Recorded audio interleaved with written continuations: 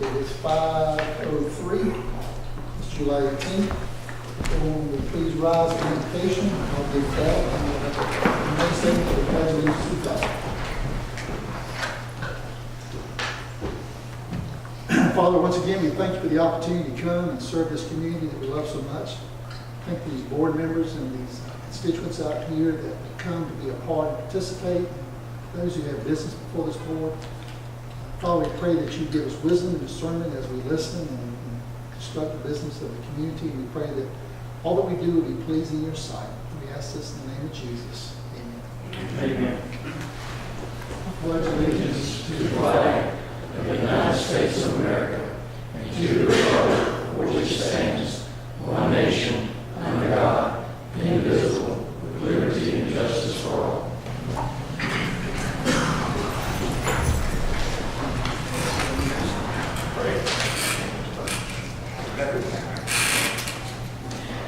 Okay, we'll entertain a consideration for a resolution to approve tonight's agenda. Mr. Chairman, I'm sorry, Mr. Chairman, we do have a request to table item number, under new business, item number 5. Item number 5, under new business, is a request to table that item until August 1st. Call that out, what is that, item 5? That is, Consideration to consideration to authorize the chairman and EMA director to sign a recipient service agreement with EMA. So reading item number 5. So Mr. Deloach, would you get that? Reading item number 5 from the agenda. Yes. Got a second for the agenda, reading item number 5. Second. Second by Mrs. Jones, all in favor, say aye. All opposed, no. And we have our agenda. Consideration to approve the June 20, 2017 regular commissioners meeting minutes. I have read those minutes and found them to be an accurate representation of our meeting. Do I have any corrections or additions? Do I have a motion to accept the minutes? Make a motion to approve as presented. Second. Motion by Mr. Deloach, second by Mr. Kiefer to approve the minutes as presented. All in favor, say aye. All opposed, no. And the minutes are approved. We're going to go through first of all, public comments. Mr. Mike, we're glad to have you. Appreciate you being a part of this. Some of you have business to transact with us. If you would, as you come to the mic, state your name, if you have a comment, and where you live, and share what you want to share. We ask you to keep comments to 2 or 3 minutes so that if anyone else wants to comment, they'll be able to do so. And if you can keep it to the agenda items, that would be appreciated. Documents for this meeting have been put on record on the website. They're also with the clerk, and I hope you got a chance to look at those. And you always have that privilege to do so. We're going to go through the consent agenda and the whole business, and then we're going to ask for a motion for executive session, for agreement for executive session. So if you're here tonight for other business, it won't be that long. Don't fear, we just need a few minutes to discuss a personnel matter, and then we'll be back. So with that, we'll read through the consent agenda and receive a motion. We have 5 items on the consent agenda. Number 1 is consideration to approve to accept a corrected deed for the roadway and drainage infrastructure within Shadowbrook subdivision.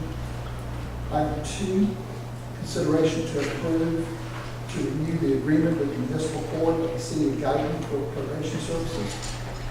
3, consideration to approve to renew the municipal court of the city of Springfield probation services. Consideration number 4, consideration to approve to renew with the state court of Effingham County for probation services. And consideration to approve to renew with the Superior Court of Effingham County for probation services. Not sure what that was ordered. Do we have a motion to approve the consent agenda? Make a motion to approve as read. Motion Mr. Loper, second Mr. Floyd to approve the consent agenda as read. All in favor, say aye. Aye. All opposed, no. And the consent agenda is approved. Old business, we have 1 item of old business. Is consideration to approve the second reading of an application by James Cowell for a variance to operate a produce stand on rear property located at 131 Deerwood Court, zone R1 map number 476A, parcel number 18 in the 5th district. Mr. Chairman, at the June 20th meeting, y'all had voted to approve the first reading of this variance and added a stipulation that all commercial-related traffic to the project stand east of Rumsey Drive. That amendment's been made to the zoning amendment. All the items remain the same at this point. We've already had the public hearing, so I'm taking a motion on this. Make a motion to approve alternative, second reading. Second. Motion by Mr. Kiefer, second by Mr. Deloach, to approve the second reading. All in favor, say aye. Aye. All opposed, no. And it carries. With that, we need a brief executive session to discuss personnel matters. Could I have a motion to sign that? Make a motion to executive session for discussion personnel property and legal. Second. Motion by Mr. Floyd, second by Mr. Kiefer, to go into executive session. All in favor, say aye. Aye. All opposed, no. And we'll be in executive session for a few minutes. If you'll excuse us while we be back to the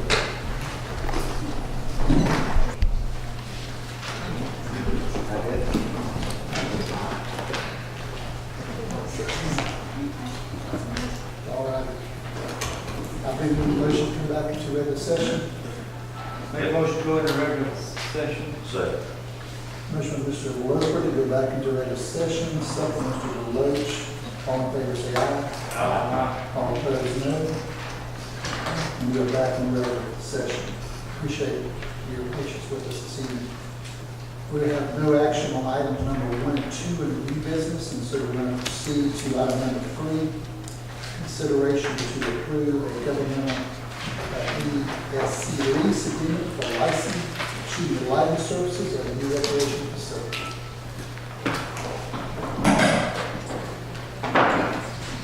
Mr. Chairman, this is, as you said, it's a lighting agreement to provide the lighting for the parking lot and the entranceway of the rec facility. The remainder of the facility will be lit by the overhead poles that provide lighting for the fields. There's lower lights on the inside that will actually supply lights around the concession walkways and so forth. But within the parking lot and entranceway, we seek to contract with Georgia Power as we normally do on other facilities. They're looking to install 18 180 watt LED lights. You have before you a choice for 2 different options. One is for an upfront cost of $24,789 and a monthly payment of $606.96. The other option is 0 upfront and a monthly payment of $899 per month. Both carry a 2-year minimum agreement, and after that, it's basically month to month. It can be canceled 30 days prior notice. So either how y'all would like to proceed with that. I've got a question regarding the options. Is the $899 forever and ever, the lease that's in the say, is that renegotiable down the road after the? Initial. But I think if you renew it, if you did do it $899, Georgia Power would be losing big time there. We needed it. First it's 606. I was wondering if there was some time period. Looks like the break-evens are around 8 years, 7 to 8 years. So I agree with staff's recommendation. I'd just be nice to know if we could renegotiate that maybe in 10 years or something, you know. I don't know the answer. To my knowledge, we've never renegotiated any of these contracts once they're in place. They sit out there. It is a good question. We can certainly ask that. Probably didn't affect my thoughts on it. I think the recognition is good because the payback is like 8 years. That's pretty good about them when they have the lights. That's sort of my thought, but I'm not a financial guru by any stretch, so, you know, if it makes more sense the other way, either way you all would like to proceed. You might just check with them. I don't think it's just so them, but you might just check with them and see if there's an option for 10 years or something. To relieve. You think it would be. Any other question, discussion?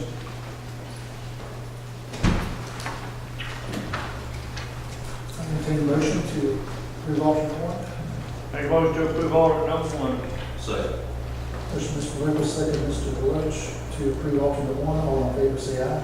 Aye. All opposed, no. And it carries. Item number 4, the agenda, consideration to approve to transfer the Central Learning Center property and intergovernmental agreement to with the Effingham Industrial Development Authority. Yes, Mr. Chairman, I think you're all aware that this has been an ongoing discussion for quite some time now. Back in, or we acquired the property, I guess, in May of 2013. The board previously voted to surplus this property and has really been waiting on an agreement between the end user of the property and the IDA.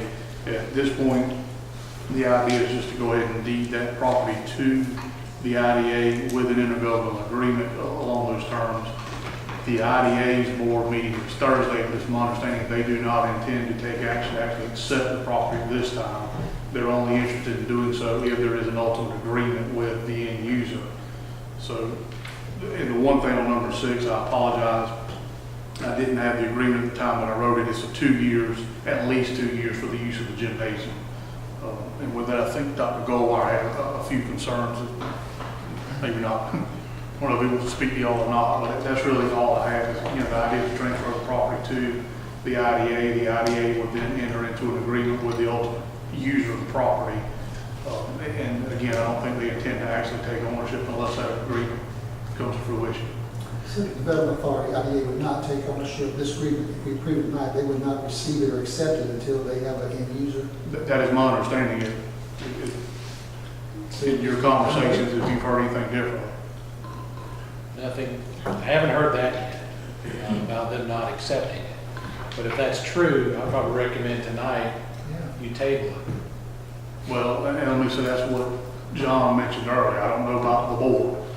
Are they going to have, will we have another meeting before they have their next meeting? There's Thursday. I know, but that'd be, the next meeting, because if it is, I'd say table it and then come back to us on the next agenda for the next meeting. We don't need to approve to give them something they're not going to receive. I mean, it's certainly fine. I think that what I understood today is their board was looking to have the agreement that would allow them to accept it by the end of this month, but I don't know that they've actually received it yet. So waiting one more month may make the timing of all of those things come together. I got a question that you might want to, if the board so chooses. All right, can you explain that to me, Lee? I'm not following this. I thought we were at the point now where we were transferring, IDA is ready to accept it. That's the communication I got from them. And that's why we came up with the agreement and had the deed was ready to go. I don't know if we were ready on their end. What I'm hearing tonight is that they may not have, they being the IDA may not have an agreement with the end user.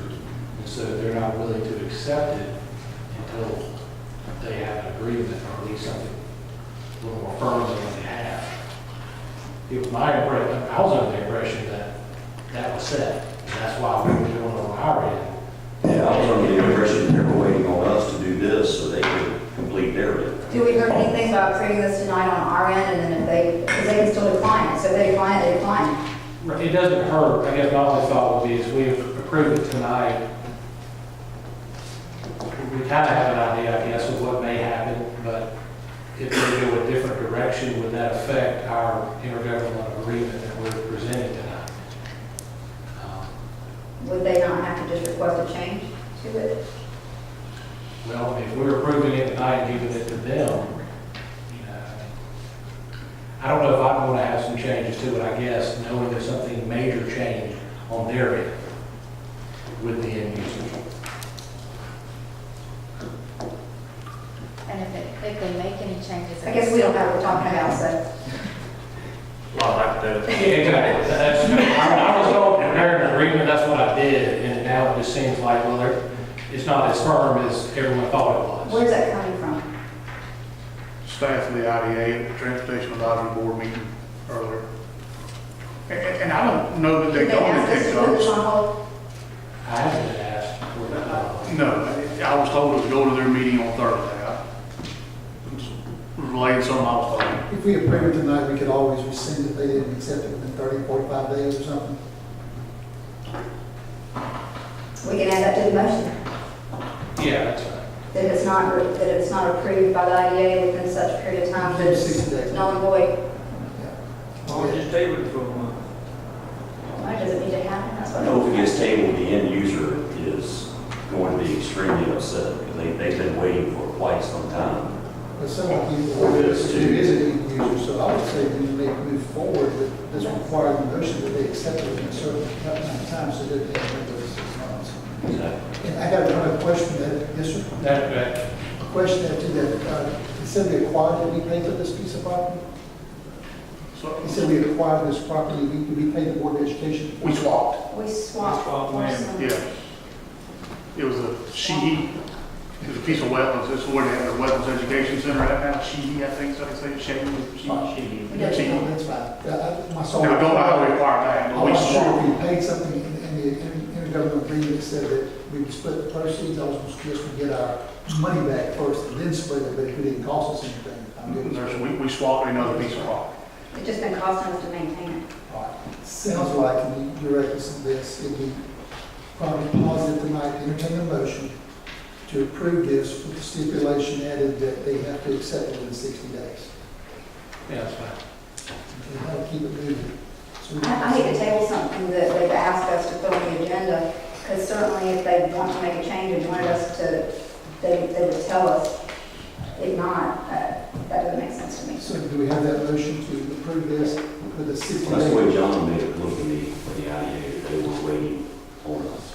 Okay. Yes, sir, if you're ready for a motion, I'll make a motion that we approve it as presented with a 60-day termination if they haven't accepted it by that point. Mr. Jones, second, and Mr. Deloach, before we take the vote. Mr. Goldwater, did you want to speak to this? Any concerns? Thank you, Mr. Chairman. Good afternoon. My name is Franklin Goldwire, and I live in Guyton, Georgia, and I'm here tonight on behalf of the Springfield Central High School Association and other members of the community who are affected by the Central Learning Center property. But first, let me say to you, thank you for your support. Over the past years that we've worked with you, you've certainly been a blessing to our association, and we look forward to a continued relationship with you. However, with the transaction apparently taking place, at least within the next 90 days, it is concerning that the property is changing hand once again, and with a lack of significant investment in the property on behalf of the citizens of the community and the county as a whole. But hopefully that this coming change will allow for some renovation, revitalization, utilization, and preservation of this property.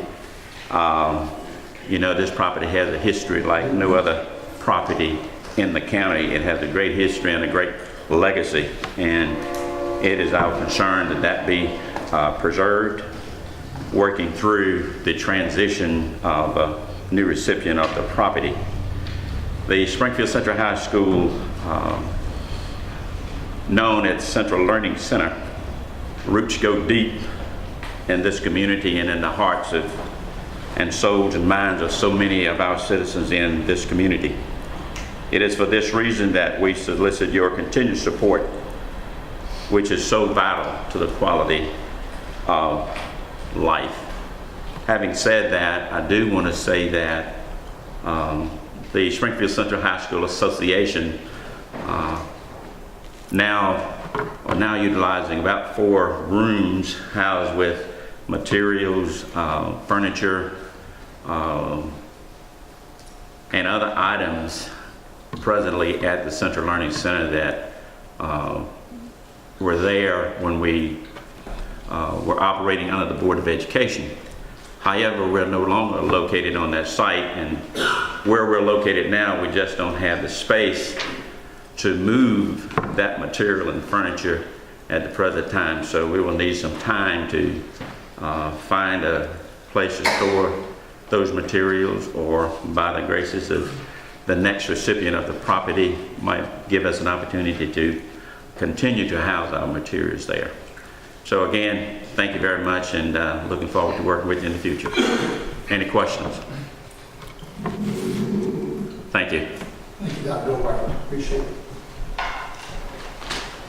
With that, then ask for a vote. All in favor, say aye. Aye. All opposed, no. And it carries.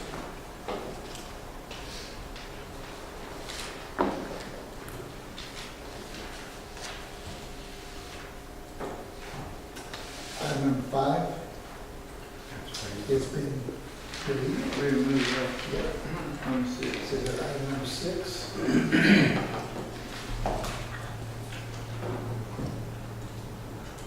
Consideration to approve a location agreement with Peanut Butter Falcon Media LLC for the use of the Tommy Long Lane property for filming purposes. Ms. Stephanie? Yes, sir, Mr. Chairman. This company wishes to film at the Tommy Lane site, as you stated. Originally, their request was to use the site on Thursday, August 3rd, from 5 a.m. to 11. I received a call earlier today. I believe they have altered their plans to an evening time. The location agreement template was previously approved by the county attorney, and what this company is offering is an extension of compensation offer in the amount of $1,200 for the use of the site during the time that they will be using it. I believe someone is here to speak on behalf of anybody.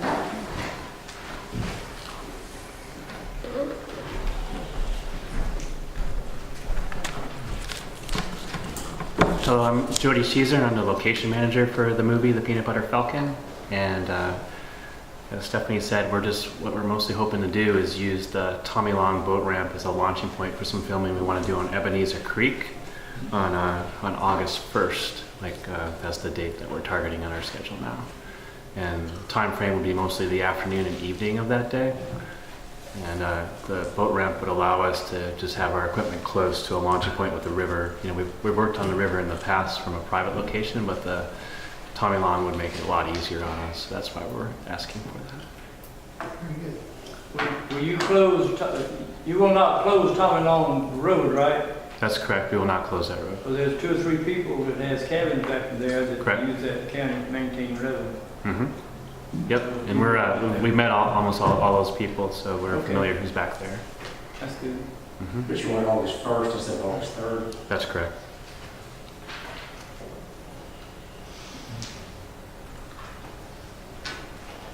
He does have insurance, I saw that, and that could be probably saw that as well. Yep. And we have full liability insurance. That's correct. We want you to film all you want to film here, we just need to know that up front so we can plan. Yeah. Understood. I'm still interested if you want to try to get with Savannah agent or whatever, to Sure. come to some kind of streamlined process that would help you guys. Yeah, I'd love to talk to you, maybe when this movie's finished. It sure has my attention at the moment, but maybe in mid-August or something like that. That'd be great. Any questions or discussions? Mr. Chairman, Mr. Cecil, if you could identify the time again for the sake of the location agreements. Sure. So, is that right? The exact time might vary by an hour. We're thinking about 2 or 3 p.m. on that day, August 1st, and continuing until about 11 p.m., maybe midnight by the time we're all the way out that evening. Okay. Question? Okay. So the recommendation is to approve alternative 1, but it's for August 1st, you said, versus August 3rd. That's correct. Change that. And at the time, about 3 to about 12 p.m. Mm-hmm. Okay, the motion approved. Make a motion to approve order number 1 with the change from August 3rd to August 1st. Motion, Mr. Weber, second by Mr. Floyd. All in favor, say aye. Aye. All opposed, no. Any carries? Thank you, sir. All right. Thank you. Appreciate it. Get with you. Consideration to approve an agent of record for employee benefits. I understand that there's still some interest in taking this one to have a chance to further look at it. It is what you say, you haven't had a discussion tonight. But is that still some of the board's thoughts you want to continue forward? Just the background on this, Chairman, we released the RFP for the agent of record in May of 2017 at your direction, the board's direction. We had the mandatory pre-bid meeting on May 22nd of this year. It was attended by 10 vendors. The RFP was discussed and questions answered. Vendors were told to submit any questions, additional questions they had in writing, and they would be answered by way of addendum that was published on June the 5th. And then any vendor that elected to bid was to provide 6 written copies of their proposal by 2 p.m. on Thursday, June 15th. We received written proposals from 8 vendors. The proposals were reviewed by myself, Joanna Wright, the finance director, and Fiona Charlton, the purchasing agent. Of the 8 proposals, 2 were not considered because our proposal stipulated that we wanted the proposals in flat fee basis. The 2 proposals that we didn't consider were submitted with the computations done as a per employee per month calculation. Of the remaining, 1 proposal was not considered because it arrived after the 2 p.m. deadline. And then of the remaining 5, we considered based on the criteria we put in our RFP. You don't want me to go on? You go ahead. The reason I was asking her, I didn't know, there was some interest because there's such a diversity, disparity in the proposals, that I know some of us want to look at them a little bit closer. We had discussed that we probably want to table this until the next meeting. We're gonna table So it. I didn't know how much of this you needed to get out Okay. prior to that. If we are going to table it, so I just want to see if there was an interest in tabling this next meeting, then I'll save you some Time. energy. Well, we do have Tracy Demarest with us tonight from USI. She's available to answer any questions if y'all have any questions for her before you table this. Anything we can provide or questions I can answer for you on this?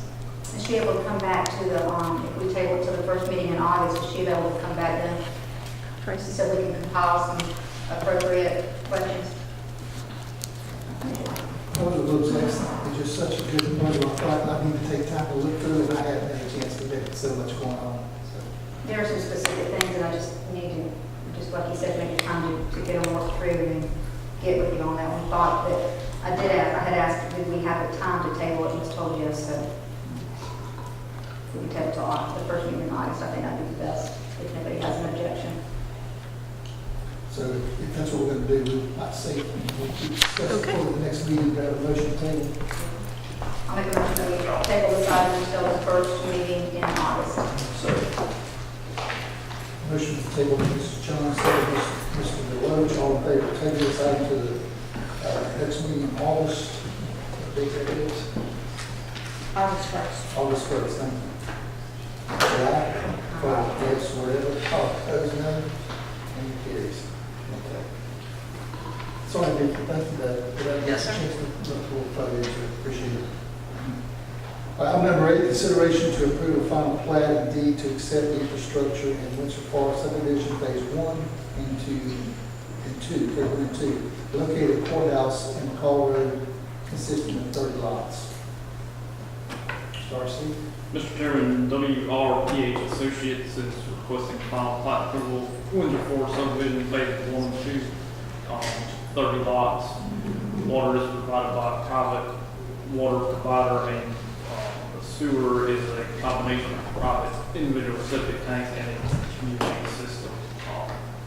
Those lots that are on the community sewer system designate on the final plats with the city.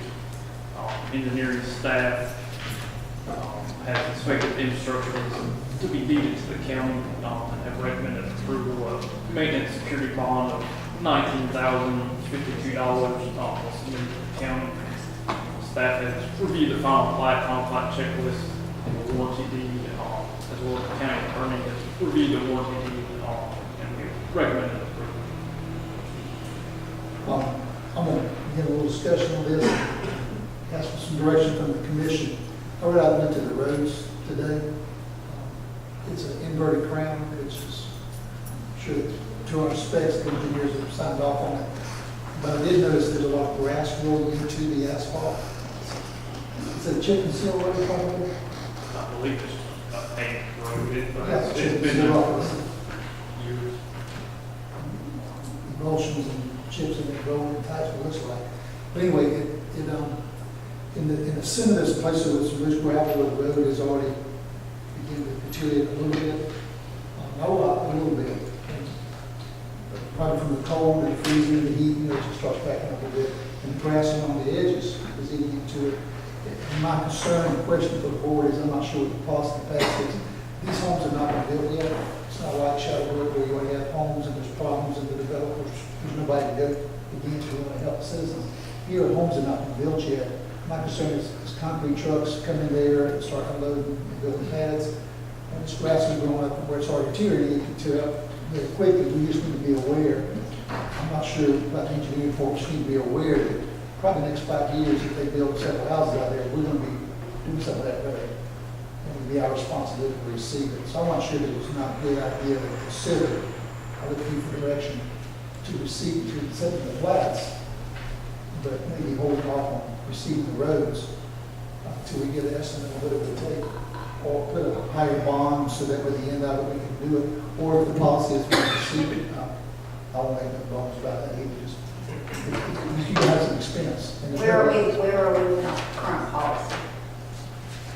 Because I'll tell you, we had such a problem when we took office. We had hundreds of roads we had taken over. And my first thought, I definitely hesitate to stop trying to take the roads over that we're supposed to take over if the guidelines were met. If the guidelines were met, I don't know.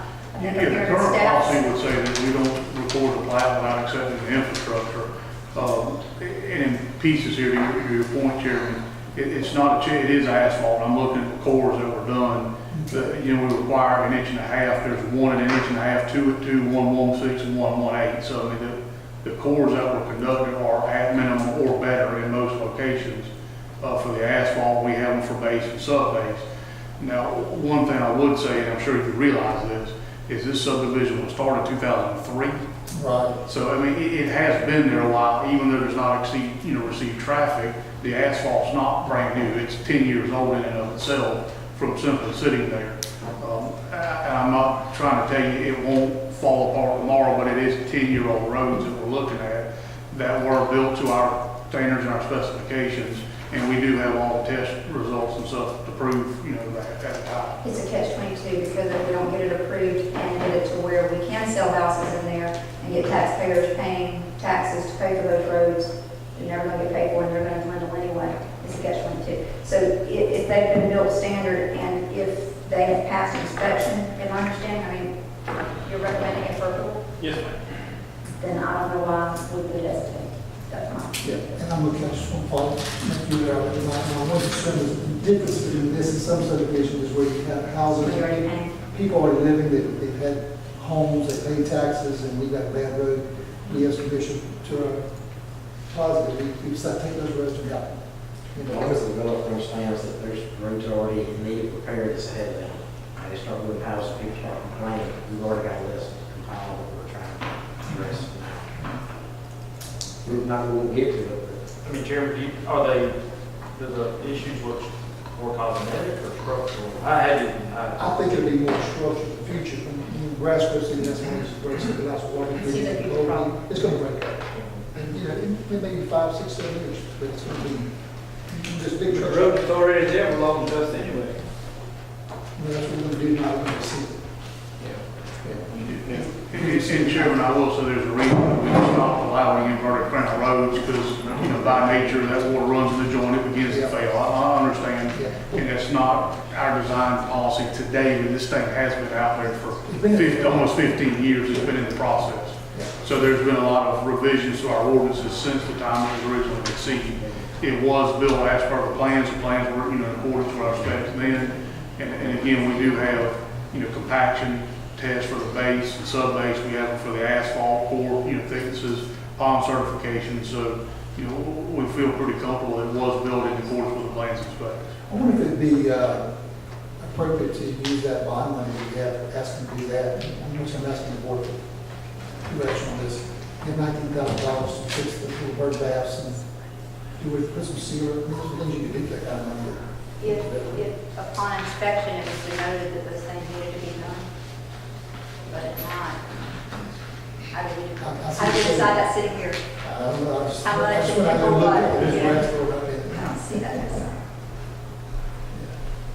Mr. Rafferty, you want to speak to this? Well, I apologize. I had this down at 6 o'clock tonight. I didn't realize it was earlier, but I appreciate y'all's time on this. My understanding is that there's some issues with the road in terms of grass and that kind of thing. I'm going to say if there is, it should be on our staff report, reported to us with a cost. That's what I guess that's what I'm not understanding. Yeah. If staff says it's okay, I went and looked at it, so I know it's there, I don't know. that's what I'm trying to figure out. Well, what I'm asking is if, it seems like there should be some fairly easy remedial type things, if that is the only issue that we could resolve. Now, I'm not aware of the staff report, so I can't reflect on that, but I thought that everything had been cleared and was ready. Wes had done one inspection and had some issues, nothing related to the road. The issues were addressed, and then Brian Anderson did another inspection last week. Somebody did the final inspection. I'm sorry, what? I was just asking you to do the final inspection. Yes.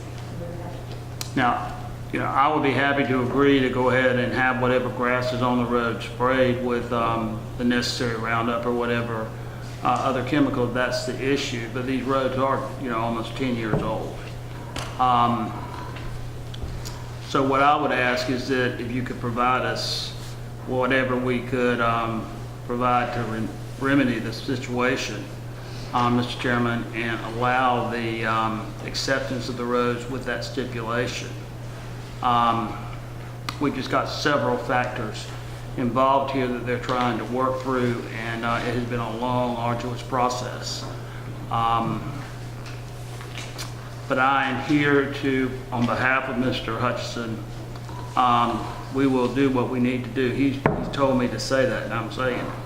So if there are issues, we'll address them, but we would ask that the commission accept the roads with the stipulation that we will fix whatever the issues are that, but frankly, we're just not aware of. I really thought that everything had been handled prior to today.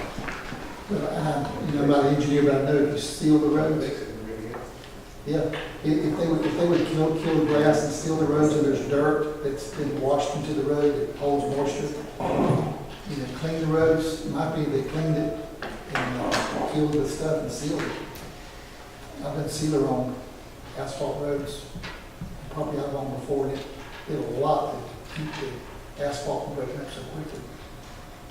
So, I don't know, I just saw that, just want to make sure the board's aware before they take effect. It sounds like we might need to do something about our inspection process.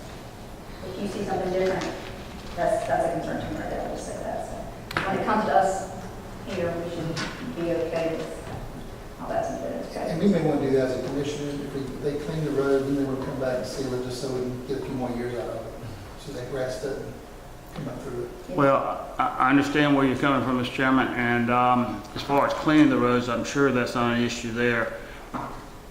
I don't know how to exactly address the sealing of the roads, as my understanding is they were installed at the time in conformity with all the guidelines. And that's what I'm running tonight too as well. So what I would ask is that if we could just specify that the roads have to be cleaned and treated for grass within 30 days of acceptance. Up front, what I'm looking to do is to try to close a transaction that has just been a dickens of a time to get done, and I would appreciate any help. I'm not trying to put the county in a bad situation. I understand that y'all are busy, things are back up going again, but this road was ready for acceptance 10 years ago. We hold this bond until the end of the substantially complete on construction. It's got $19,000 bond. It'll be held for 1 year. 1 year. Okay. Well, maybe we could use, why don't we do that? I'm gonna recommend that. We understand what we got. I've heard what your input from the board. I appreciate that. Maybe we need to move forward with approval. They would just clean it and kill the grass and give that bond. We can look at it at the end of the year after construction. If we need to go out and seal it, that'll be enough to do that. It didn't cost me that much to seal almost a quarter mile road. So. Well, that's where you have one up on me. I'm not really sure how much it would cost, but I hate to say anything not having some kind of idea, but I know I can handle the treating of the grass and the cleaning. All right. So if y'all agree with that, we'll entertain any discussion first. Then we'll entertain a motion to approve alternate 1, final plat approval, phase 1 and 2, and road infrastructure received. I make a motion that we approve as presented and that we request the roads to be cleaned and grass treated within 30 days of acceptance. First one, Mrs. Jones, second by Mr. Floyd. All in favor of the motion, say aye. Aye. All opposed, no. and it carries. Thank you, appreciate it. And that motion will include the acceptance and the execution of the deed transferring the roads. Yes, we That was just. an alternative one first. Alternative one. Okay. I do appreciate the commission's time. Again, I apologize for being late. I had it down at 6 o'clock, and that's what I was aiming for. No problem. But I want to say on the record that I appreciate the county attorney's help on this, getting this matter resolved. He has been extremely helpful, both with myself and with several compatriots at other law firms. Thank you, sir. Thank you. We have a public hearing scheduled for 6 o'clock. We need to proceed to that and make a note where we are. Thanks. I don't have it down at 6. Is I it have it at 7. Okay, we'll keep on going. Thank you. Item number 9, consideration to approve a final plat and water utility deed and easement agreement for Hunter's Walk subdivision located off of Zip Line Road, consisting of 6 lots. Mr. Chairman, RHTC LLC is requesting final plat approval on Hunter's Walk, located off Blue Cow Road, which is 6 lots. Water is to be provided by the county and operated by the county. Engineering staff has inspected the water infrastructure within the subdivision, and all punch list items have been addressed and recommend approval. A maintenance security for the water, $3,900 was submitted to the county. Staff has reviewed the final plat checklist and the water utility deed and easement agreement along with the county attorney, and we recommend approval. Any questions or discussions? I'm going to answer a question. I'm Murray Marshall. I'll be glad to answer any questions. That's why I'm here.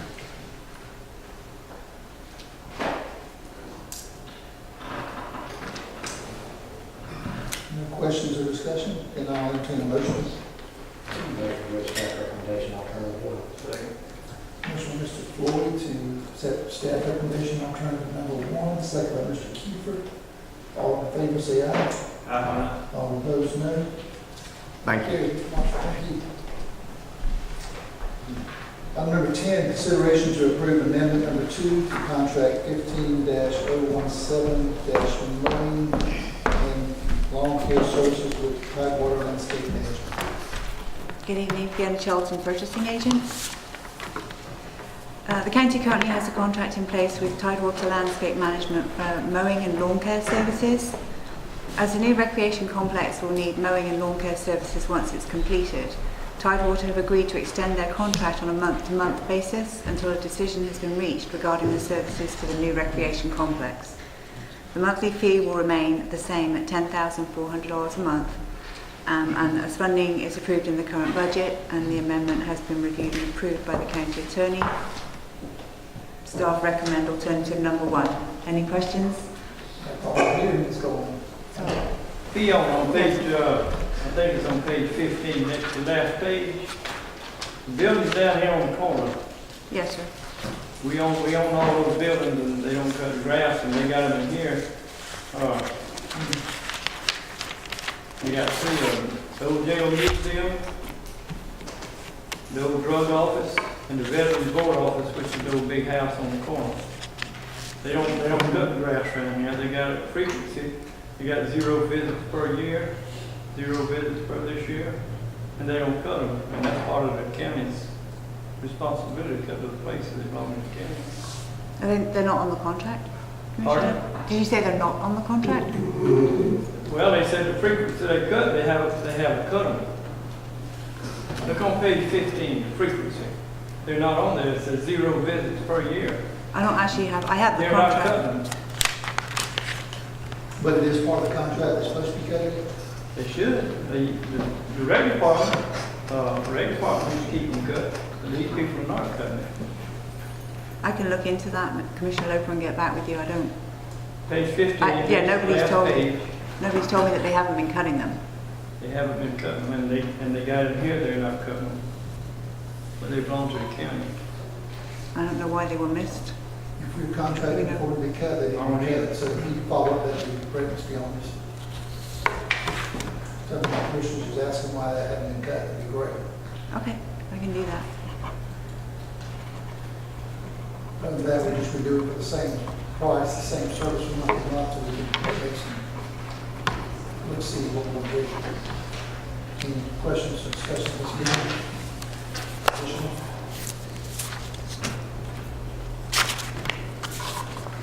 Item 1 is to approve monthly fee, $2,401 month to month. Have a motion? I make a motion to approve, and the fee owner is not taking care of the 3 cases that's here, right? Yes, sir. Motion, Mr. Lucas, second by Mr. Bill Rose. All in favor, say aye. Aye. Opposed, no. Very good. Item number 11, consideration to approve a resolution of surplus for non-operational vehicles. Consideration to approve. Go ahead, Ms. Young. From time to time, the county has broken, unused, damaged, or extra inventory, and in order for the county to properly dispose of these items, they must be declared surplus in accordance with OCGA 36-9-2. This resolution consists of non-operational vehicles. The proceeds from the sale of these vehicles will be used towards newer vehicles. Staff recommends alternative 1, board's approval of the resolution of surplus. Any questions? Any questions for Mr. Young, discussion? Motion for alternative 1.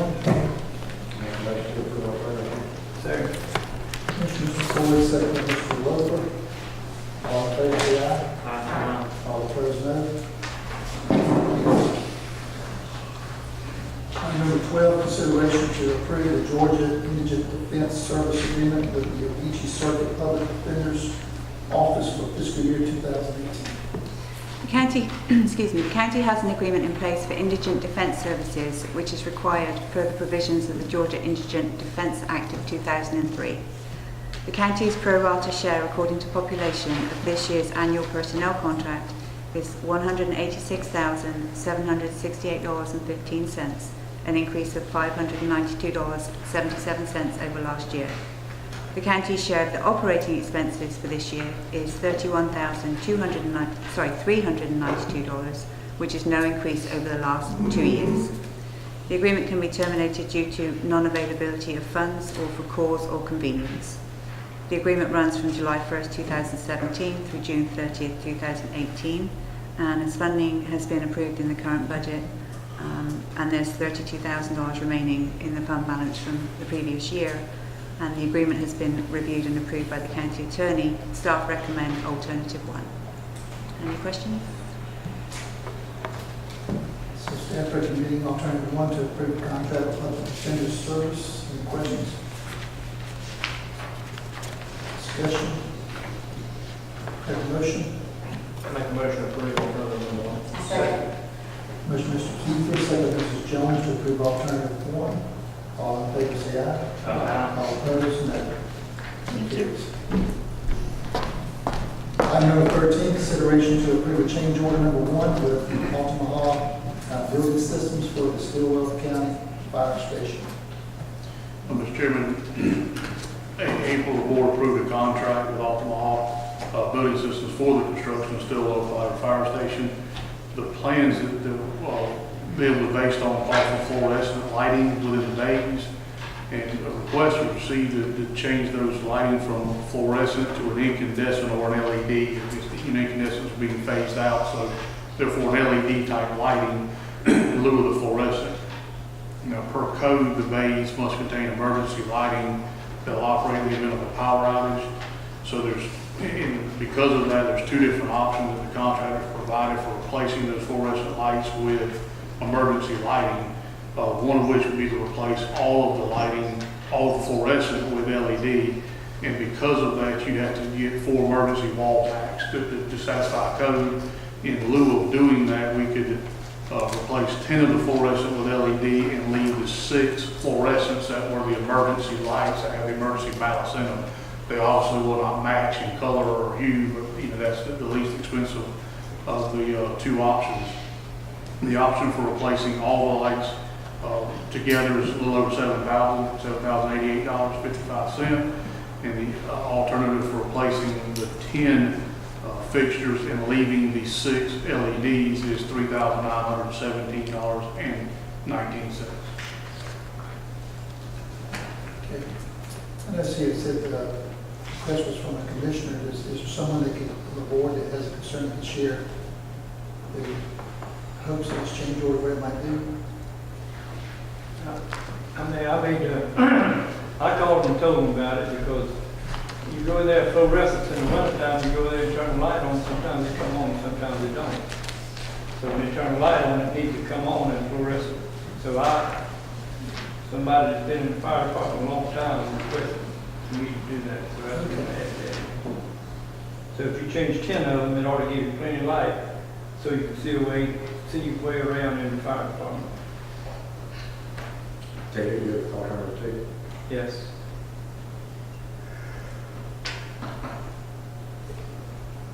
Some fire department wants? Yes, Mr. Chairman. Now, I saw here with the old lights, and I think, sorry, Mr. Keefe answered this for me. It says something about the old lights would stay with the owner. Correct, we've already ordered them, they were. We're not paying for them. Sorry? We're not paying for them, they're the old lights, we're not losing any money on those, are we? Well, that would be the price, with everything considered, the $3,900. They were already ordered because they were specialty type lights that we don't use very often, high bay lights. So we would retain ownership of those. The other 11 stations, I believe, all have these fluorescent lights. I don't think any of them have LEDs. So, we have others we could use as replacements as necessary. Okay, so it's balanced the bad or whatever, we use lights, that's what it will be, okay. Good. So we are paying for them, we get to keep them. Correct, yes, sir. You said that to the owner, I meant the contractor. I didn't know. No, no, sir, no, sir. Okay. No, not at all. My good sense. Okay. So staff is recommending alternate number 2. All right, we have a recommendation or a motion, I should say. Make a motion to approve alternate number 2. Second. Mr. Lover for alternative number 2. Second, Mrs. Jones, all in favor, say aye. Aye. All opposed, no. And you have some LED lighting. Thank you, Mr. Chairman. Item number 14, consideration to approve a memorandum of agreement with Savannah Technical College for GED testing at the county prison. Fiona Charlton, purchasing agent. Effingham County Prison is required to offer GED testing to inmates. As such, the county has an annual agreement with Savannah Tech. A new agreement has been received from Savannah Tech, which will be effective as of the date signed through June 30th, 2018. The testing is administered at the prison, saving staff transportation costs, and is inmate funded, with the cost being $40 per subject exam plus $21.60 per hour for the examiner and materials. The agreement has a 30-day termination clause, and as it has been reviewed and approved by the county attorney, staff recommends alternative 1. Any questions or discussion, Ms. Young? We have a motion for alternative number 1. Make a motion to approve alternate number 1. Motion, Mr. Lopez, second, Mr. Floyd, for alternative 1. All in favor, say aye. Aye. All opposed, no. And it carries. Thank you. Consideration number 15, consideration to approve a mini bulk product and equipment agreement with Univar USA Incorporated. The county's water reclamation facility uses sodium hypochlorite purchased from Univar as part of the wastewater treatment process. The tank used to store the sodium hypochlorite began leaking, and upon inspection it was determined it would cost almost as much to repair it as it would to replace it. The tank has now experienced a failure that has deemed it unusable, so the county is purchasing the sodium hypochlorite in totes, which makes its operation difficult. Univar has agreed to provide the county with at least 2,500 gallon tank to store the sodium hypochlorite if we purchase 100% of our annual product from them at the price of $1.90 per gallon. The lease agreement is for 1 year, with additional 1-year renewals subject to approval, and can be terminated with 30 days written notice. As funding is approved in the current budget and the agreement has been reviewed and approved by the county attorney, staff recommend alternative number 1. And so after this 1-year renewal, if we decide we're going to go back and borrow and get another tank, no obligation. No. Okay, very good.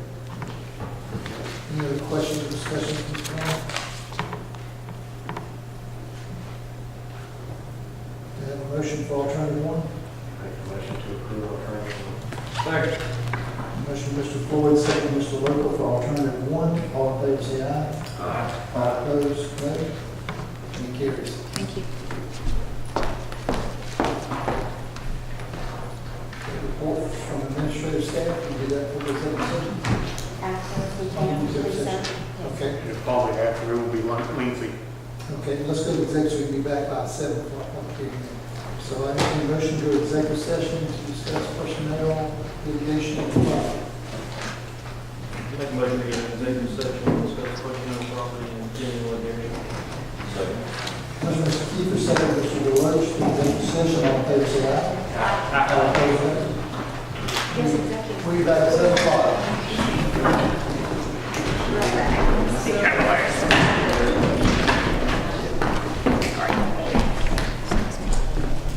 Motion to go back into regular session.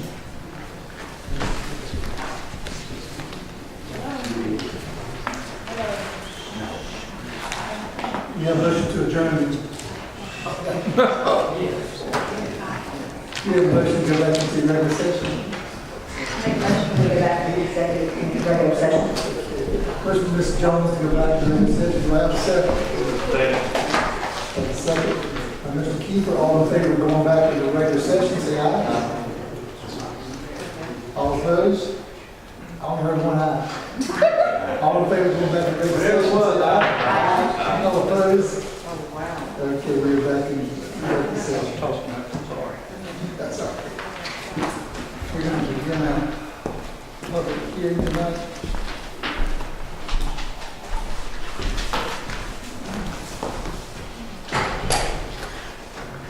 Item number one in public hearing, the planning board recommends approving an application by RHTC LLC to rezone 45.6.06 acres located off of Zero Road from R1 to AR1, map 3374F, parcel number 3 in the first district. Mr. Chairman, RHTC LLC is requesting to rezone this tract that you, regular session approved the final plat for. It was previously zoned to R1, and they're requesting to rezone these lots to AR1. They had some interest from potential buyers of these lots that you've approved to have some agricultural uses that would not have been permitted in the R1. Staff and planning board recommend approval. Okay, we'll open the public hearing. Is there someone, owner or property would like to speak? My name is Murray Marshall, and I will appreciate your vote in favor of our rezoning this property. You just approved the subdividing of it into 6 more lots, and I'd be glad to answer any questions. Anyone that would like to speak for this rezoning? Anyone here tonight would like to speak against this rezoning?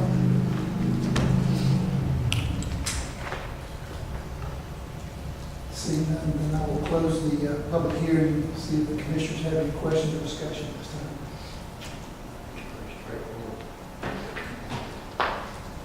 If no discussion or question, do I have a motion to put a rezoning? I'll make a motion, we approve the staff recommendation. I'll second. Motion by Mr. Floyd to approve staff recommendation, and second by Mrs. Jones. All in favor, say aye. Aye. All opposed, no. Any carries. Thank you very much. Thank you. Now, the second reading, consideration to approve the second reading of an application by RHTC LLC to rezone 45.06 acres. I thought you might want to wait till the second reading. Acres located off of Zero Road, R1 to AR1, map 374F, parcel number 3 in the first district. Do you have a motion? I'll make a motion, we approve the second reading. Second. Motion Mr. Floyd, second by Mr. Roper. All in favor, say aye. Aye. All opposed, no. Any carries. Now, okay. Public hearing number 3, the planning board recommends approving an application by Hans Bliss to rezone 0.92 acres located on Roebling Road from AR1 to R2 to build a duplex living unit map 377, parcel number 5 and 6 in the first district. Mr. Chairman, Mr. Bliss requesting to rezone these two lots, which have since been combined together from AR1 to R2 to build a duplex living unit. Mr. Bliss intends to live in one. He is involved with the racetrack on a regular basis and just would like to be able to rent out on the weekend for other racetrack drivers when they come into town. There's no opposition at the planning board, and the site will be served by a community water system and a private septic system, which is got the preliminary approval from the health department. Staff and planning board recommend approval. Okay, is anyone here, owner of the property or representative that wants to speak to this? Would you give your name for the record, please? Good evening. I am Hans Bliss, and I will appreciate if you can approve this change that will allow me to build my dream house there. So if you have questions, let me know. Anyone else would like to speak for this rezoning or speak to this rezoning? Anyone representing would like to speak against the rezoning? Seeing none, I'll close this public hearing. We'll see if there's any discussion or question from the board of commissioners. Okay. And I'll entertain a motion. I'll make a motion to approve the planning board staff recommendation. Second. Motion by Mr. Floyd, second by Mr. Kiefer to approve staff recommendation for the rezoning. All in favor say aye. Aye. All opposed no. And it carries. Thank you, sir. We'll have a second reading. Consideration to approve the second reading of an application by Hans Bliss to rezone 0.92 acres located on Rogan Road from AR1 to R2 to build a duplex living unit map number 377, parcel number 5 and 6 in the first district. Make a motion to approve the second reading. Second. Motion, Mr. Floyd, to approve second reading. Did get a second. Mr. Logan, second. All in favor say aye. Aye. All opposed no. I'm going to recuse myself on the next bit. Make sure that Mr. Logan is recusing himself and stepping down from the podium. Item number 4 in the public hearing. Planning board recommends approving the application by Jamie Tucker for a conditional use for a family cemetery 50 by 50 located at 720 Riverside Drive, map number 253, parcel number 12 in the 3rd district. Mr. Chairman, Mr. Tucker is requesting a conditional use for a family cemetery. I believe the size may have been gotten a little smaller based on a survey that has since been completed. It looks like it's going to be a 40 by 50 and allow literally 10 foot off the property line, which our section 5.1.2.2 require staff and planning board recommend approval. It's 10 feet off the property line? Yes, sir. Is the property owner or someone else here might representative like to speak to this?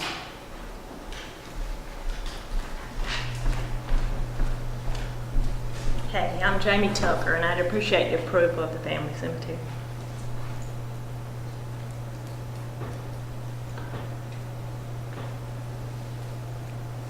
Anyone else like to speak to this item?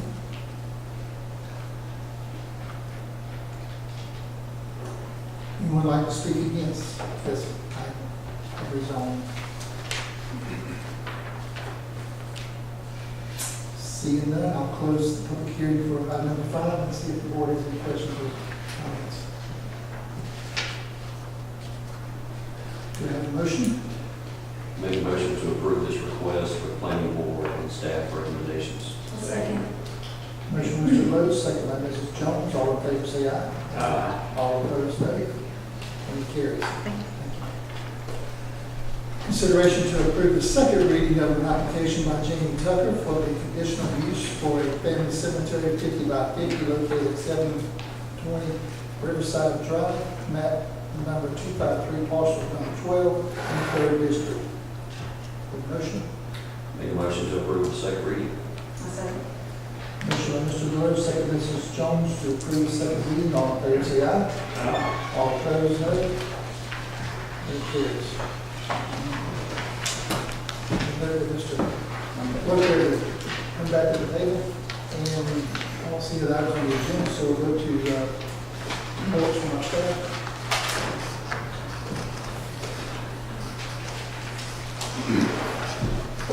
So you have your normal animal control monthly report for June. Is included the quarterly report for the second quarter for EMS, second quarter 2017 EMS. Coastal Advisory Council still looking for representatives. The ACCG Legislative Leadership Conference, y'all may have already signed up for that. It was carried over from the last report. Charlton County sent, you have a letter from the Charlton County Board of Commissioners wanting to thank the Effingham County Fire Rescue for their assistance in helping to contain the West Mims fire. And Chief Hughes may can tell you, I don't know how many crews actually went down there days that y'all spent, but I do know we participated in the efforts to extinguish that fire for at least a period of time. We had both paid staff and volunteers respond to the fire on a rotating basis. So we ended up with probably 16 personnel rotated in and out as much as they possibly could. There's a letter in there from the Department of Public Health basically outlining their local response plan in the event of a Zika virus outbreak. You have a Section 106 notification letter for the State Route 119 and the Geechee River Bridge replacement. That's your historic preservation process. The governor's mentioned every year the First Lady chooses a theme for the Christmas decor. This year, she wants to celebrate county courthouses in Georgia. So basically what they want is for each of Georgia's 159 counties to have an ornament hanging somewhere in the mansion while they do their Christmas tours. So in addition, they're asking each county to send a Christmas ornament made by a child in that county that would hang on a tree, I believe, in there. None of the ornaments can be returned, and they have to be to them by October 1st. So what they're asking is for us to come up with some sort of an ornament, and that letter outlines the details of the size, be two-dimensional or three-dimensional, that would have the image of our historic courthouse to hang in the governor's mansion through October through whenever they take them down after Christmas. So I presume you all will participate in that, and just however you all want to move forward with creating that ornament. We got a little bit of time, because it's got to be there by October 1st to come up with a design and that process through. It's made by a child? No, there's two. There's two separate. Oh, okay. One's an ornament of the historic courthouse. It may be made by whomever you want. The second is an ornament made by a child in the county. They want two different ornaments from the county.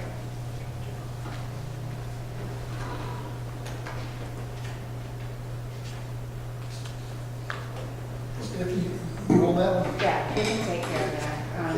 Just if you have any ideas of, I was giving it some thought when I read the letter. How do we consider the child? I mean, how do we choose the child for the ornament? I was thinking maybe special needs. I don't know if there's. 0 to 12 years old. Yeah. I don't know if we would have enough time to do some type of contest where children could make something and then someone could judge it. That'd be a way to get the community involved. That's a good idea. When does We could have our own display in the county of all of them. Make something out of it, that's exactly right. That's all right. Like pick one to see If we could put a tree here, we could put all theirs on that. Do we have time to put something like that together? We can make a go ahead. I mean, we do have a little time. It's not until October. I think I'll volunteer you as the chairman of that. Right. I can do I it. think that would be fun. And I think that's we have a a great tree with all idea. the ornaments on it. That's a great idea. Okay. I'll do it. Awesome. We, in Jamestown, there's a drainage issue that's been going on for several years now. Recently had some renewed interest, I guess, in that from a particular homeowner that's most affected by this issue. And there's some information included in here. There's not a whole lot. It's what we had. Going back to OMI, there was a survey done that's included looking at how this issue could be, the drainage rerouted around the property. And there's an aerial photograph of that particular property highlighted, some contours on it. It's basically the information we have at this point. In short, there's a good deal of water that from the north of this property that just naturally sheet flows down. And if you're looking at 14 or 39 of your materials, you can see the sort of hatched area at the bottom is the drainage way that it wants to get to. And something is causing on the north side of this property to basically funnels through that one house highlighted in cyan there. And it's causing quite a bit of water to come through there. So that they've asked that we take a look at rerouting it. The simplistic view from an engineering standpoint is just got to go around the property. The hard part is from a logistical standpoint, there's multiple properties and property owners involved to get across. So, I guess at this point, we're looking for guidance and direction from the board as to how you all want to proceed forward. And if the homeowner seen, she provided a lot of contact information for the neighbors, direct numbers we could call them. I feel like, and they didn't necessarily disagree, that it may be beneficial to try to have one meeting with everybody in the room and go from there. But again, we're really looking for direction how y'all would like to proceed. Can you forward any of the emails and the photographs and the videos of how bad the flooding is that you have that's been sent to your computer to all the commissioners so that they'll have that in their thinking process as they're helping to decide which way we're going to go? Yes, absolutely.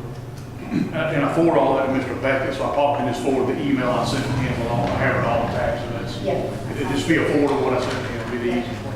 And he is, he's been updated on it, and Yes, ma'am. He has. Unfortunately, he had a prior engagement. He was not able to sit in the meeting that I had with the homeowner, but I did follow up with an email, I believe, a copy to you. so in a short version, it appears to be some possible easements maybe for either underground pipe or not, so we have to make those kind of determinations and go from there. Well, this is a real quick, simple question. How does this become our issue if it's in somebody's yard?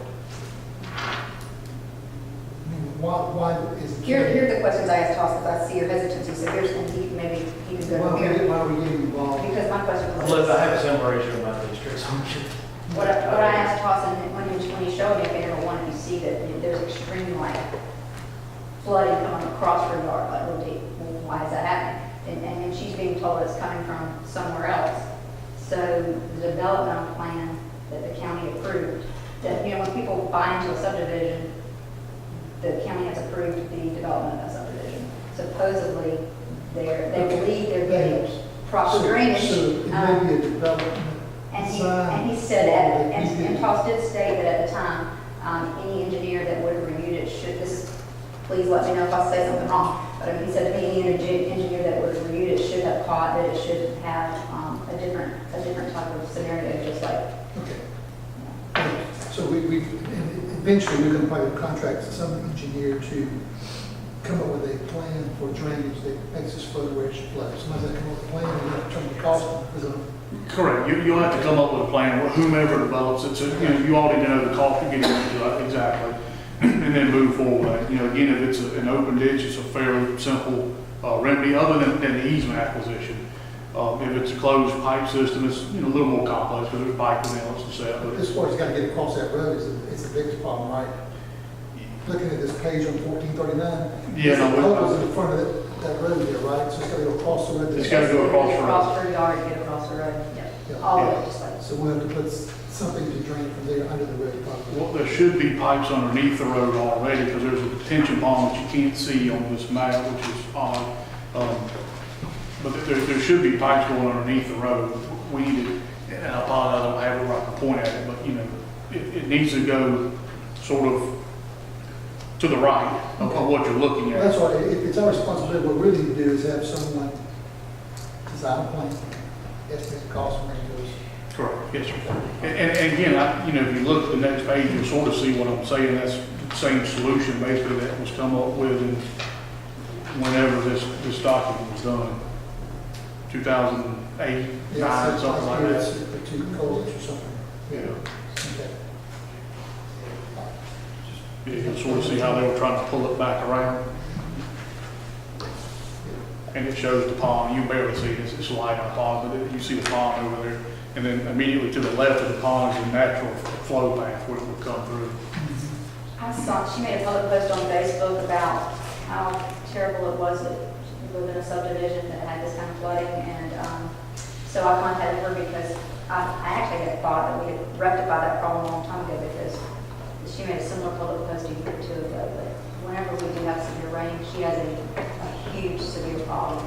And it is a design, it's a subdivision design problem. And so why are we approving subdivision? We need to address it. Okay, very good. Sorry for the interruption. No, that's fine. That's really all I have, unless you all have some additional feedback. It just, again, we're at the beginning stages of figuring out an exact plan. And I'll give you a 5,000 foot view, but from there, honing in on exactly what that solution looks like. So, Westwood Heights, this is another issue. This is John Glenn Drive, 133. On February 2nd, 2016, this actually came to the board, this issue, requesting guidance and or permission to move forward. At that time, the board did not want to do so because of the situation, how it's set up. We just received another email July 10th, again from the same owner, reiterating that there were still issues. And to sort of just catch y'all back up, the package that went to the board is in here. But the short of it is, when we did Green Drive, there was enough room to put fall and larger pipes in there. We discussed at the time that even those pipes won't take care of the larger rain events. They're just not big enough. It's the most we can fit in the ditch under the driveway. But it helps. It helps a lot of small ones. This particular road has sort of the same issue, in which there's not enough room under the drive to put bigger pipes. So we can't upsize them anymore. So we can't help the bigger rain events, which I think is what she's capturing in these pictures here, why it's actually out of the yards. And then additionally, the initial concern was standing water in the ditches. And when we looked at it, if you go from the very top of the drainage path all the way to the bottom and work the math, is at 0.2% slope, which in ditches is extremely flat and very hard to do. So we didn't know that we could do any better. We would still end up holding water. And that's the background. So given that, the board felt like, there was other issues that we need to pursue other than this one. So I'm just making you aware of it, that she has to another email. And if there's anything you want to do differently, you can certainly do that. But other than that, again, the board had voted before.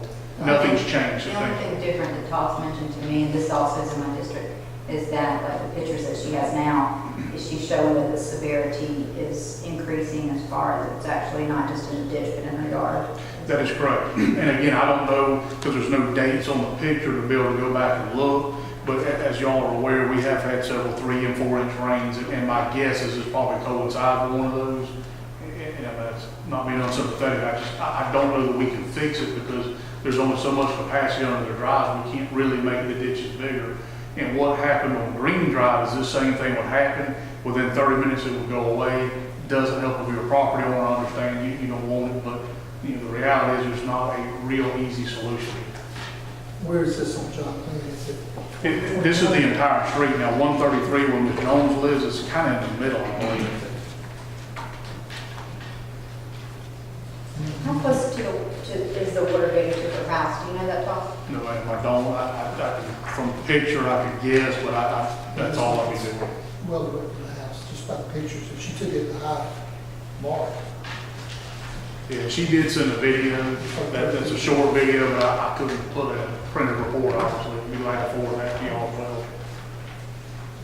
Actually, we're about midway down all the way to Call Rivers and water one time.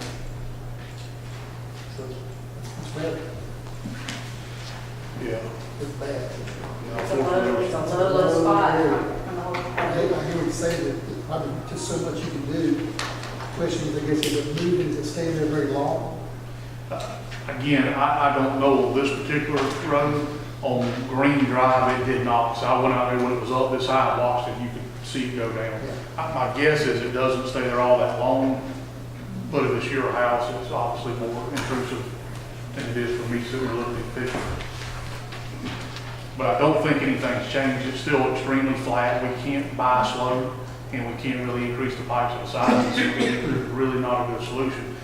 Going back to what we presented before, were two options: one to replace the pipes, and the other to do a closed drainage system, which wouldn't do anything really hide it in the ground. That's really all it would do. You close it, you lose volume. So You're going to lose volume, exactly right, and it's going to be more difficult to get the water in, so it wasn't a good, there's just not a great solution here. Continuing along Earl Lane Road, we received a petition, I think it went to the clerk, if I'm correct. A couple months ago, May, I believe when the petition came in, asking for the road to be paved in essence. Going back, looking through our records, it's a little, I didn't find a whole lot. What I did find is in here, and I'll tell you what I believe I know about it, is that going back into 1997, I found this same request to close the road, not to pave it, but a request to close it. Back when Lamar Crosby was the county administrator, there was some correspondence with him and someone that was here. And that correspondence is in here. It looks like they did a little bit of due diligence at the time as to do we own it, you know, can we close it, what's involved in closing it. And it probably starts on page 430 or so. And basically what it looks like is the issue at that time was based on speeding and traffic, was the complaint that the citizen wanted to close the road for.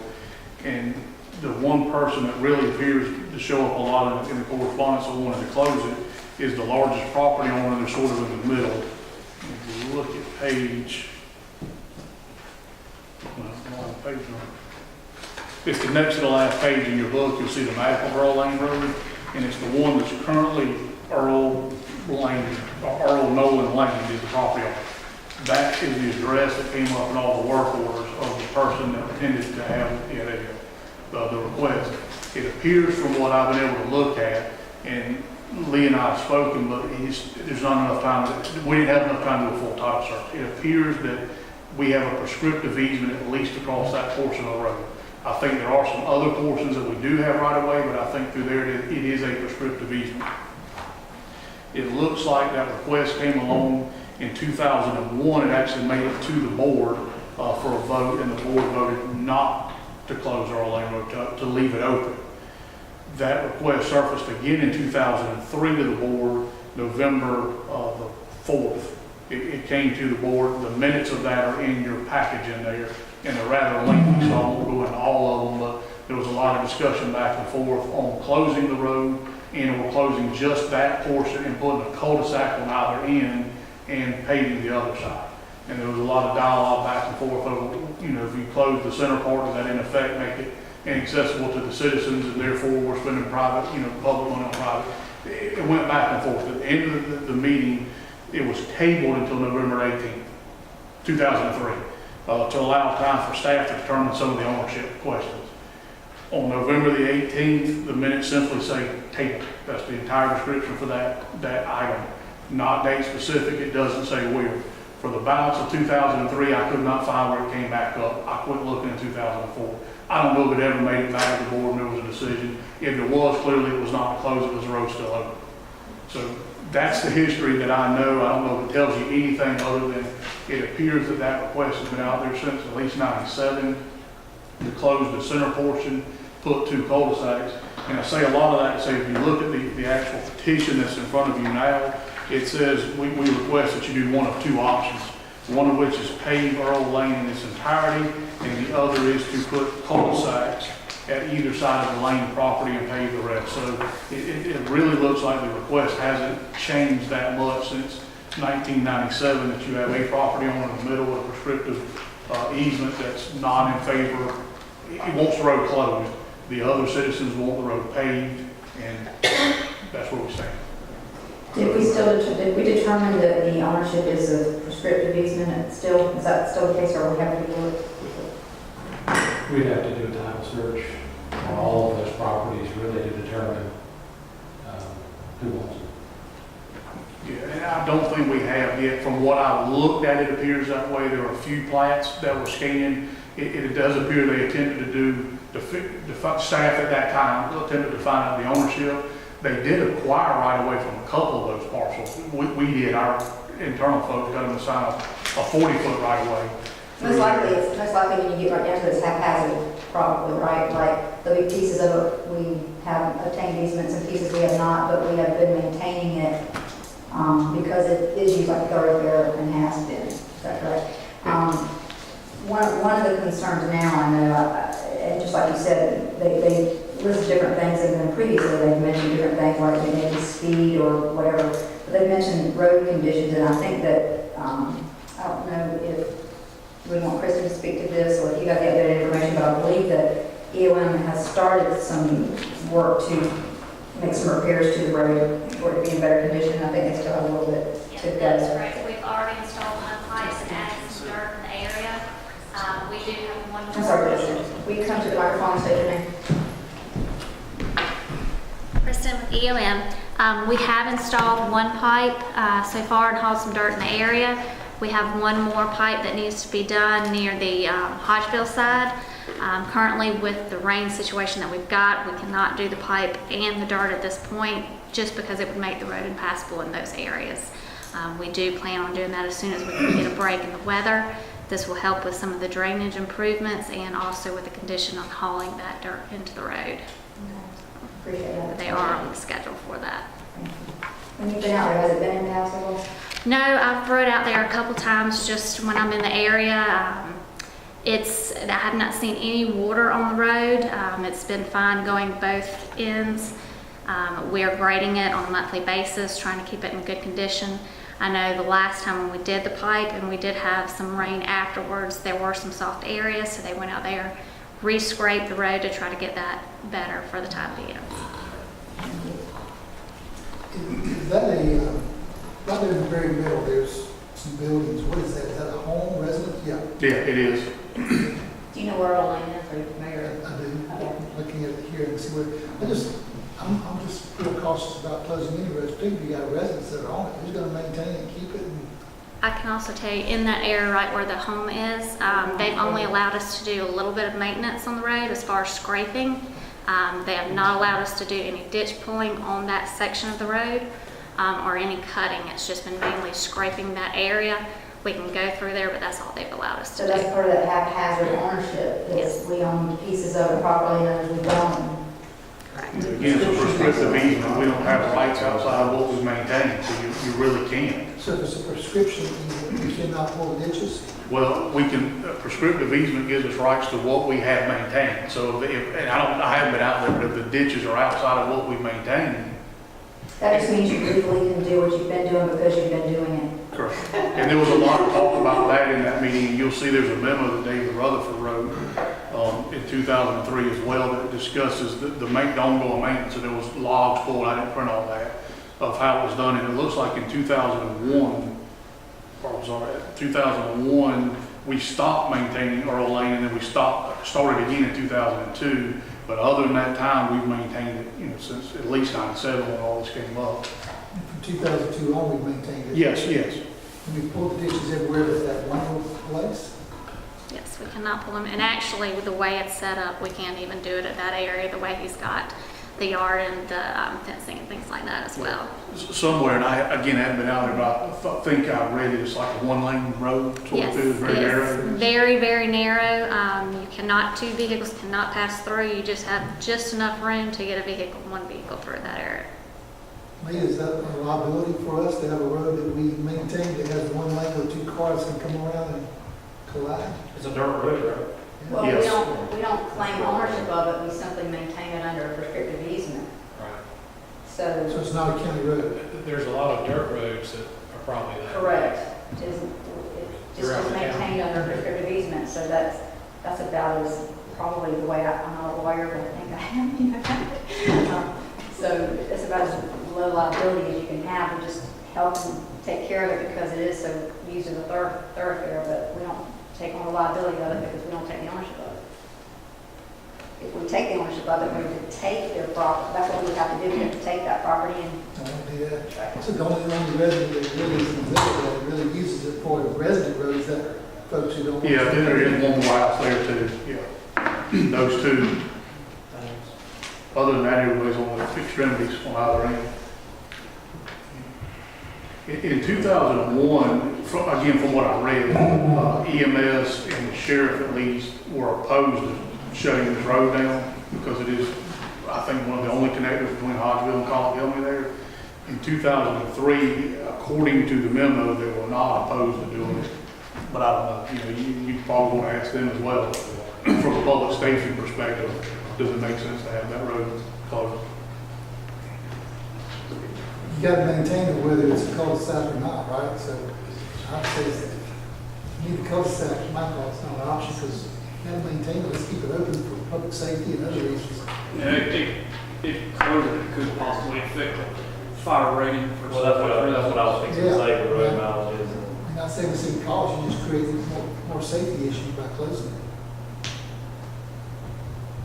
You don't want the 2 residents, once a month, I'll do enough to sprinkle it. This is also in my district. I need to probably just contact the people that are creating the information and try to give them all the information about what has gone on, what the legal situation is, and what we're under and go from there. What they would lose if we didn't maintain it for Because you do have a few different people that feel a different way about it out there, so that's the problem. If it's prescriptive, we don't own it. We're like a private drive, we need to take from private drives and keep using the thoroughway, Yeah, that'd be good, Mr. Jones.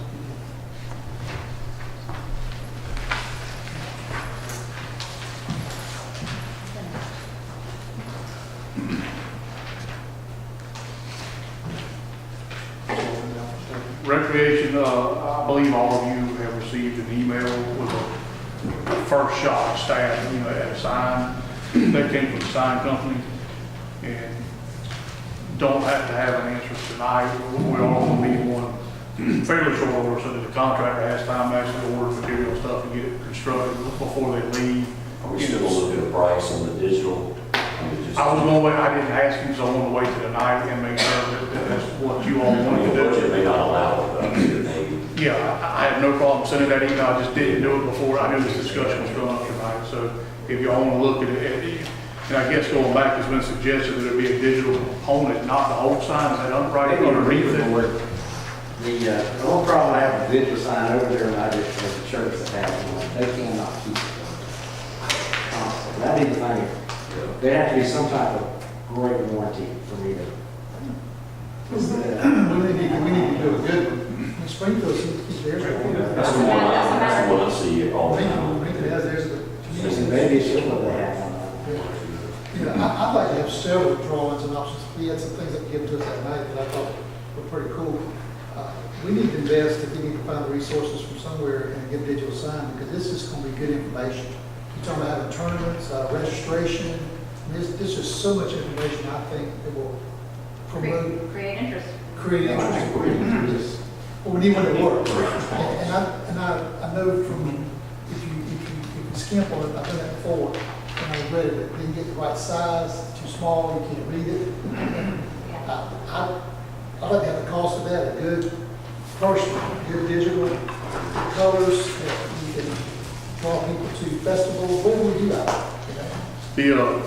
Our contractor Lavender gave this to a sign company and gave them a budget of like $20,000. So that's kind of what they target. I think he said 15 to 20 in this. So that's, we haven't done takeoffs. That was what he budgeted. He gave them when they handed it to him. Well, how do you feel about removing that constraint and give us what we need? And then let's look at that and see if we can take off and get Options, several options. Yeah. I want to see what we. Yeah, I'd like to see an option, is it 10,000 more, get exactly what you want? Is it more? Maybe What is that, 20,000 more, but it'd be worth to know. This has been floating around, and the emails have been back and forth. This whole thing is not 3x4, I think it ought to be a good bit bigger than that. I agree. I thought the size of the It reader. looks good, but looking at the figures, and I can't read them on this, from just what the emails, I don't think it was 3 foot high and 4 foot wide, it needs to be at least. You talk about the reader part. Yeah, you talk about the extra sign part.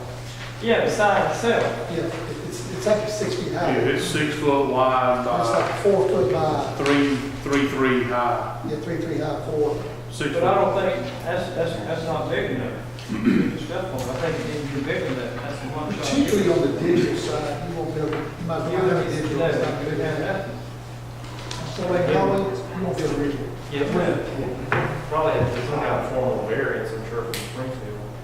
I'm sure. Well, We got to find an issue, but It's got a Springfield brand right there. and it looks like they've got to know that the maximum sign area Speak is to 30. whether we could obtain a variance or not. I'm sure it will not be a problem. You don't want to help pay for it, do you? Yes, sir. We'll let you Street Springfield events across. Yeah, we'll give it to you from my whole son for us. If we can, Heard that before. if you could, in relate to Mr. Billy, we'd like, I think that there's several options. And I don't want to constrain it to just, if you're okay with this, even 10,000, but I'd like to know, what do we need for this great complex? You still got a gym to go with more fields? It's kind of like the usher in front of the church, that's the first image you get. If you don't like the usher, you don't come back, the sign's going to be the first image.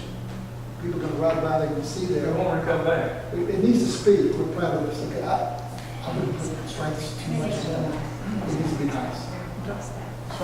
15 to 20, they gave us constraints, probably won't do it, probably 2-3 times that. Not a problem. Like I say, it was just the first grade. We're not married to it at all, so not a problem. Hospital board has 2 vacancies in the 2nd and 4th district. I think they're asking if we could look towards that, so if you're 2nd and 4th. So each one of us need to present 3 names. Yes. Yes. And the hospital board has positions, board positions in the 2nd district and the 4th district, and so each one of us needs to present 3 different names. I had a person go, and then they wanted somebody to stay, and by the time the fellow left, the other fellow I had to go on it, he decided he didn't want to take it, so I got to find another. I will try to have that by the next meeting, 3 names. The administrator is kind of talking about that. I'll put Stephanie. She asked me about that actually, but I'm not in either of your districts. It don't matter. In that As particular, long as I get 50. I think that particular board, it doesn't matter. That's right. And some of I them. think that particular board doesn't matter, Stephanie. Some of them is restricted with that, some of them's not. The hospital's not one of them. That's it just correct. depends on the legislation. That's correct. You We can just have present 3 names and they can turn them all down, we can do 3 more. I mean, that's how they work. I'll put your name on there 3 times. And then they say, no. So you're looking up at Stephanie, she like that fairly soon, I'm soon, for Yes. the agenda. Yes. I'll put you and Lee. Any items? Our Any chair. items from United? Yeah, 2 more. Okay. Sanitation RFPs, we have those in hand now, we just need a selection committee. Can you please let us know who you want to be on that committee so that we can review them and move that forward? You need some board members to be a part of the committee? Like 6 of you. Okay. However y'all want to, but yes, we definitely, I think, need some board members on there. But however you all want to do it, it's your selection committee. Do we want to have a pre-meeting to a regular meeting to review it? It will be something between now and the next meeting, at least. Yeah. That'd be good. How much time do you need?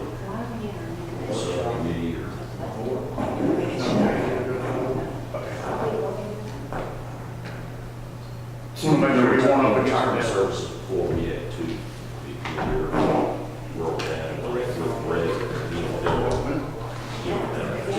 Yeah, I would like to.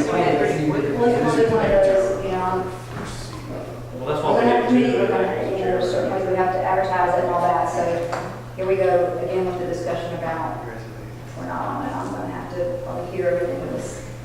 Why don't we do it in why do we do a meeting, why don't we just do it as a workshop where everybody can be present? Yeah, we can do it. One time, make a decision together. It's a pretty big decision. I would suggest we do a workshop. We've got 2 choices. We can schedule a workshop or we can do it early before the meeting. Rather than have just a, select committee, we're gonna. Yeah, however y'all want to do it, we could at least provide you with the RFP ahead of time, and you can read it and look through it, or other, their responses, because there's 6. So you think a 4 o'clock would be early enough to meet? I'm sorry, An sir. hour before the next meeting can't be enough to go over if we want to prepare ourselves? There's 6, 6 different packages to review, it's probably gonna take a little bit of time to pour over each one of them. They're very thick, each one. And the only thing I would remind you is that the contract, our current contract ends in November where this is supposed to begin. So although you do have a little bit of time, there's some lead time they need to deal with. They need the trucks and cans. Well, when you said there's 6 packages, like how many pages are they roughly each? I mean, is it something you could email to us and we could review? Yeah, we could email, I mean, scan, yeah. We can, they're thick, they're probably. And I believe Fiona's done a, Bid tab? tab sheet that shows us, and that's what everybody's going to be doing. That gives us all the particulars when we do the Yeah. details. Give us that in advance, we'll study it, and then however much time can we need. Sounds like maybe a little more, you want to say 3:30 for those who can show up, and 3:30, whatever time that is. Next week. Next meeting, we'll try at 3:30 for those who can be here, Yeah. and that'll give us a little time. Yeah, you may be able to go through them more quickly, it just depends on how much you read ahead of time. There's just a lot of. This is a contract, so we could reserve We some need to look at it ahead of time. Yeah. And then the last thing is very quick, after I wrote this, y'all should have a copy of it, of Public Works, the EON monthly report should be up there. It came in after I wrote this, so it's on the rules. That's all I have. Okay. Thank you, Mr. Thomas. Anyone else from staff? Anything else to report tonight? Anything from any of our board commissioners? I don't have any. I have a couple. One, I have a resident on Cheney Road, very similar with a drainage issue. Did you get that email? I did. Okay. I'm hoping the church can help solve it, if we can set something up. And I'm still having complaints about, and I know we've had a lot of rain, but with all the flushing we're doing at 21 McCall at Lincoln's booster station. But there's a lot of flushing going on in that low area back there, and obviously with the rain, it's just to the tune of some septic tank issues. So I don't know, we just need to.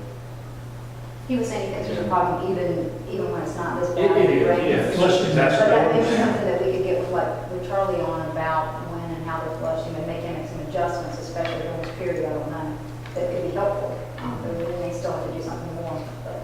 I know we're limited, we have to provide X quality there. Right.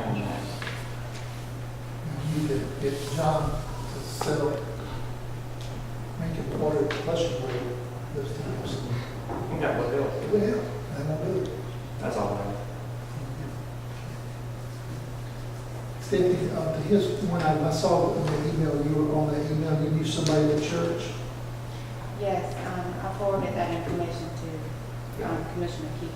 And I forwarded it to Wesley in hopes that maybe he recognized the pastor. I didn't know if you knew the person. Oh, no, I don't know. I actually got it from Joanna. Joanna knew the secretary over there. Yeah. Well, see if we can't scare someone. I'm going to be paid with Monday and Tuesday next week. I wasn't sure, I'm pretty flexible, so I'll wait here for you. Ms. Jones, you have anything? And so I had on committee report, so. Okay. Very good. All right. Well, this is Mr. Allen's last meeting with us, and I just want to speak personally that I appreciate all that he has helped us with and carried us through the last several years. Very, very good engineer, has done us a good job. I appreciate you. You've worked with me for 6 months. And in the future, if we can do anything and work together, I hope that'll happen. But we wish you blessings and thank you again for all that you've done. You've been very instrumental in our county as we went through some very difficult times, and we still got some things ahead. So we appreciate you. Yes, sir. I appreciate it, and I appreciate y'all the opportunity to serve y'all for that time. And again, if there's anything I can do to help y'all in the future, let me know. We'll be glad to do so. Still got the cell phone number, so. Yeah, don't take You heard him say something like, don't call me out. I'll even answer it. Eventually. We have an exciting opportunity in our county that's really growing. I've enjoyed being on this board with you guys, enjoyed working with the staff. And, it's been good. You guys can just go back and I say, nope, I might not do it right now. So I appreciate where we're going. Look forward to working with you some more in the future. Anything else from anyone? Minutes. Oh, yeah, we need to approve our executive session minutes. So do I have a motion to approve the executive session Make a minutes? motion to approve the executive session minutes as presented. Second.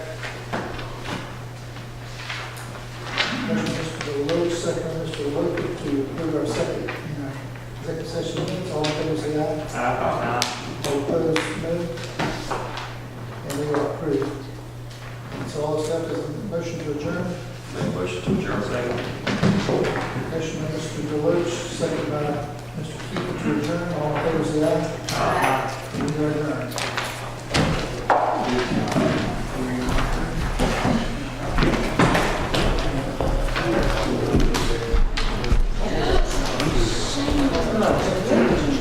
Good.